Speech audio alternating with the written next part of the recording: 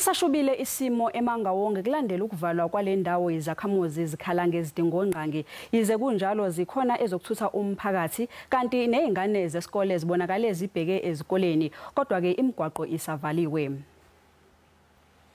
Lokhu kuza njengoba kunendida mayelana nokuthi usaqhubeka noma cha umbhikisho. Izakhamuzi zikhala ngokuthi abagqugquzeli balombhikisho bavume ukumisa bengayitshelanga njengoba bebe nomhlangano nezikhulu zikahulumeni. Ukuvalwa kwalendawo oqale ngesonto ebusuku. Okunye okufunwa izakhamuzi ukuhlakazwa komkhandlu nokuthi kususwe esikhundleni umphathi wedolobha nosemisiwe kumanje. Kusenjalo abantu abayishumi ababoshwe kulombhikisho bavele enkantolo emini nje kubo khona nosolwa ngokudubula abulale ibhungu elineminyaka eyi-15.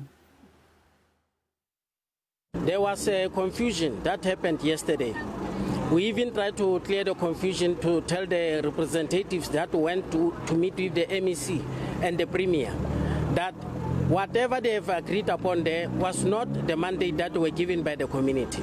The community made it very clear that the mandate that they want is that the Council of Mangaung should be disbanded, as it has failed to respond to all the demands of the community that were raised.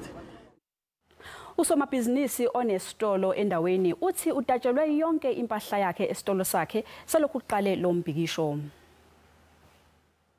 They go inside, they are taking everything from my shop.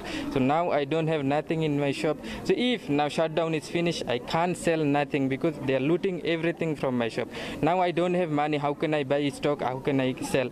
I don't know even when I can fix my shop. They break my shop, they break my door, they break my freezers inside my shop. So I don't know what's going on. I can't help people in Rockland, in Albert Lithuli. Because of that, they are looted my shop. They are taking everything from my shop.